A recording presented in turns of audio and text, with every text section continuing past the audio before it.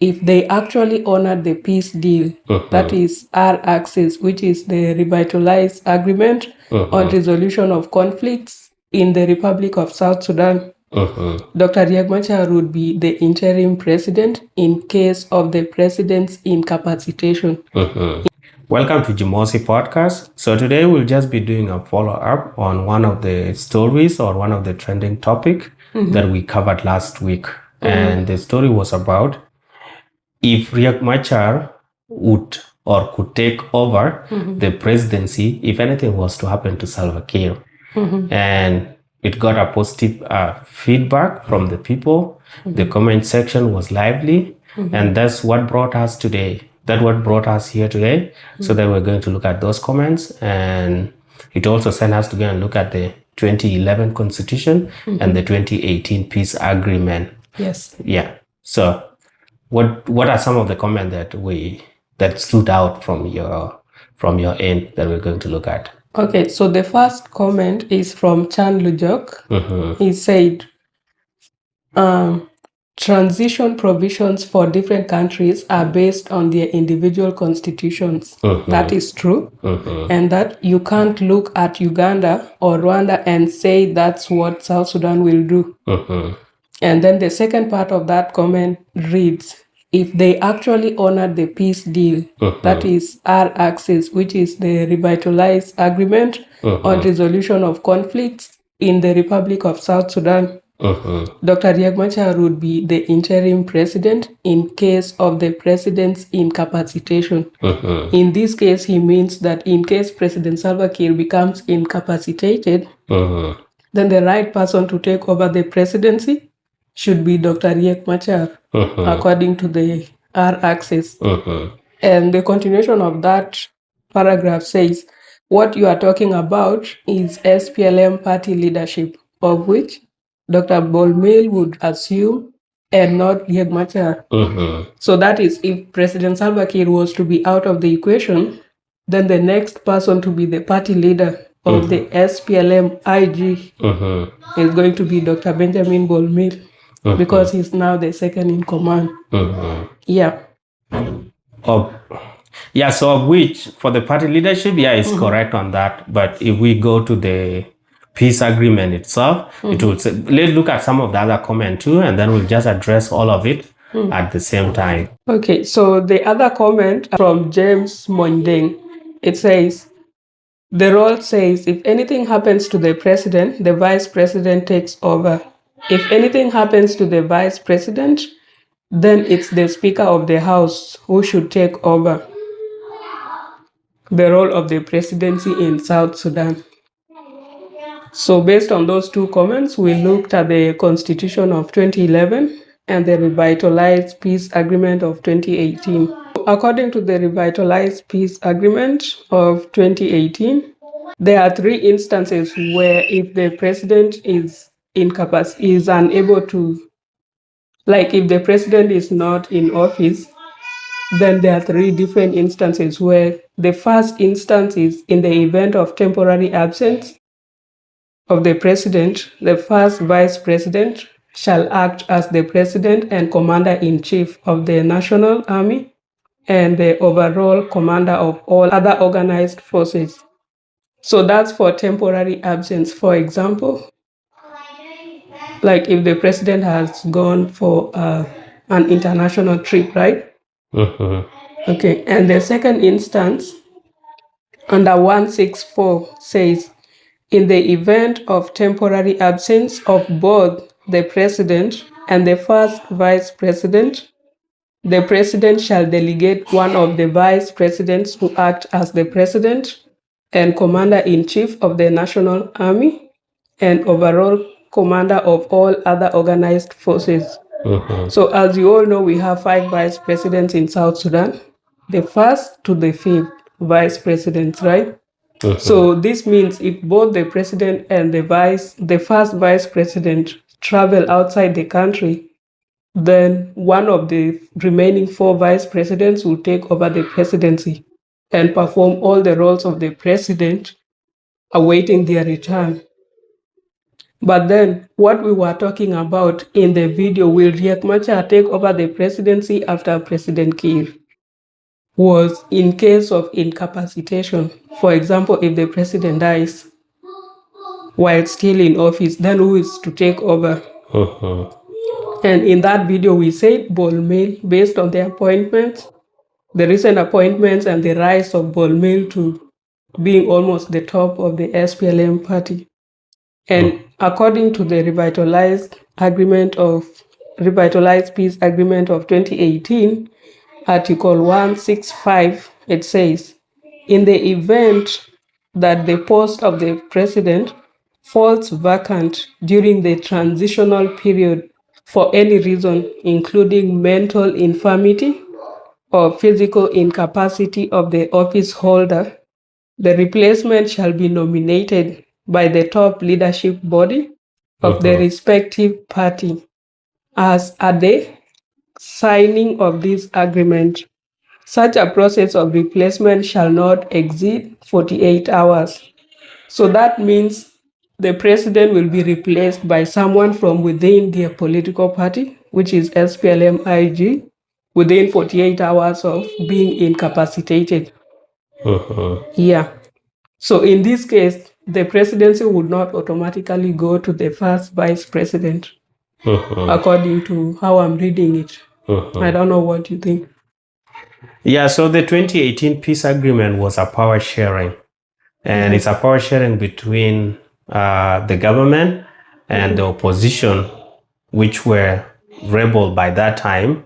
So to them, they were allocated the opposition, and based on what we are looking at the chances of Vice President Riek Machar being the president of South Sudan or Bol Mel, when we actually went back to the constitution, because you guys challenged us, which was really good. Yeah. So we went and got the constitution itself. We look the 2018 peace agreement. We look at it, and like you mentioned, the three instances. If let's say Salva Kiir was to go to Saudi Arabia, was to go to US for 3 to 5 days, Riek Machar will remain. And that's why we have seen him in most of the videos.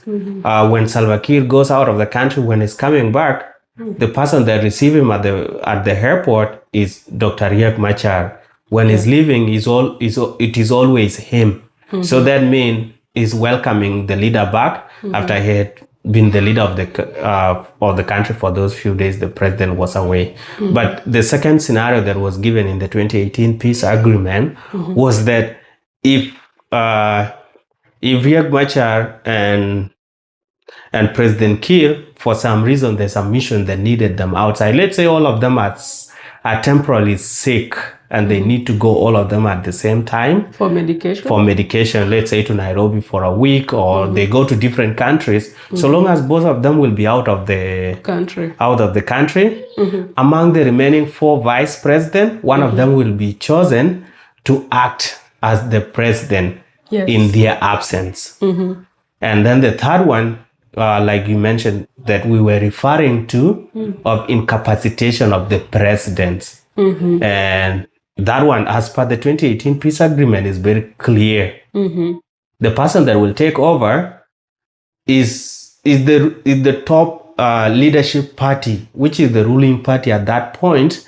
Within 48 hours of that information being confirmed that this guy is mental, is incapacitated, or is incapacitated the person, then these people have to sit within 48 hours, choose who they want to be the party leader, and eventually become the president of the country. That's as per that one.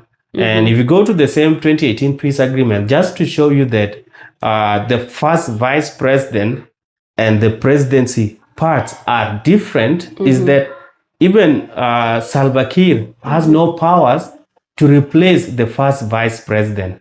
Salva Kiir cannot replace Riek Machar. It is only the Riek Machar party, SPLM-IO. Let's say, for example, that Salva Kiir is okay. He's healthy. Nothing is happening to him. But Riek Machar become mental, become incapacitated, then at that point, it will not be President Kiir to make any decision based on SPLM-IO position of the first vice president. Yeah. It is their party that will sit down and say, okay, our party leader is incapacitated, let's replace him. And then they will select somebody. So, Honorable, welcome to SSBC Power House. We have just seen recently you have been officially endorsed as the interim chairperson of the SPLM-IO. Actually, I was not elected alone. It was prompted by the crisis that I just mentioned, because the leadership crumbles. Our chairman could not exercise the leadership's functions, and the top leaderships, including the Secretary General, were not here.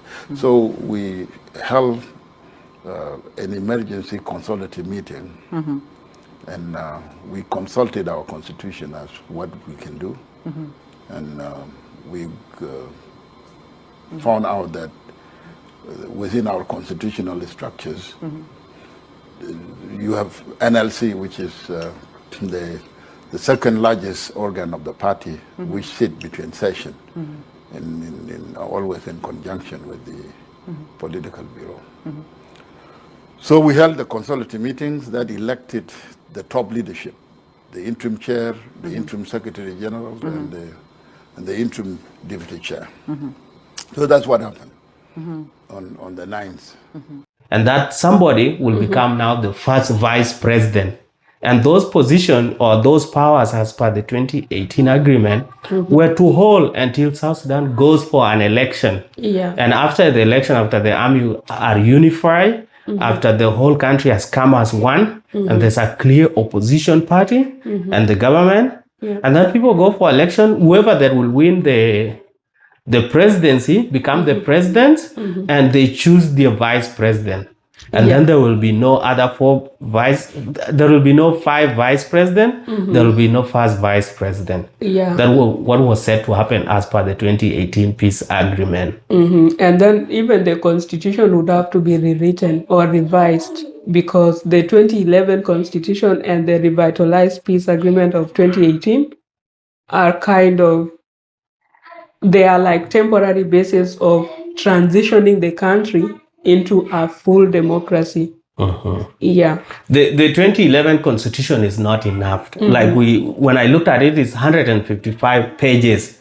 Constitution is too small. Yeah, there are some things that are not covered. Yeah, it does not cover a lot of things. So that's why when the parties, the rivaling parties, which is the SPLM, SPLIO, and other opposition parties, when they were looking at the 2018 peace agreement, they wanted a constitution that does not does not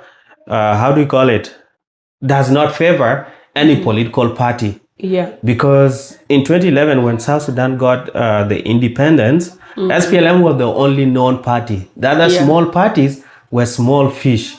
So now the big fish tend to set everything for themselves at that point. But in every grouping, conflict must be there. Yes. And if one party is given too much powers, they can abuse it. And that's how it ended up being abused during those times. Yeah. And also, like, back to that point that you just said, currently we have several political parties, I think more than 5. There's former detainees, which came after the 2013 conflict, because there are some individuals who were detained following the breakout between Riek Machar and President Salva Kiir. And then we also have opposition political parties. There's something OPP and the SPLM-IO, SPLM-IG, and then there's South Sudan. It's okay. Something alliance. Yeah. So like those are some of the political parties that we know currently, and most of them were formed like after 2013. So the system is kind of becoming a multi-party system. But initially, like you said, it was just the SPLM/SPLA. And there was one of the comments that you read of somebody saying, if anything was to happen to the vice president and the president at the same time, then the Speaker of the National Assembly become the president for the time being. That one, if you go to the old constitution for 2011, it even talk about the position of the president being vacant.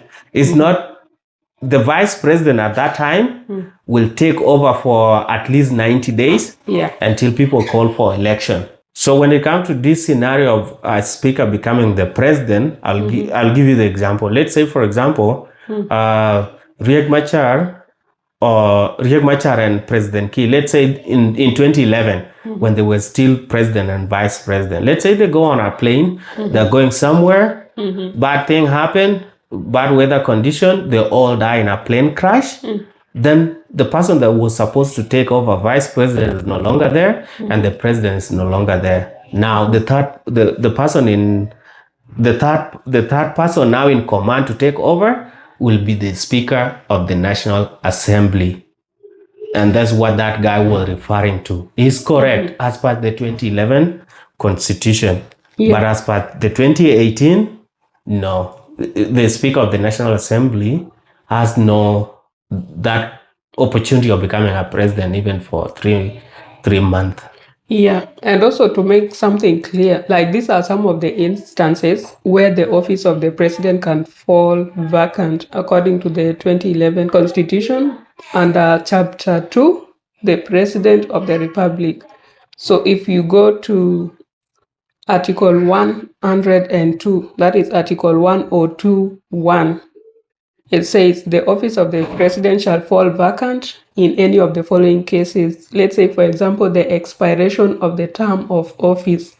According to the 2011 Constitution, the term of office for the president, that is under Article 100, it says it should be 4 years as of July 9th, 2011.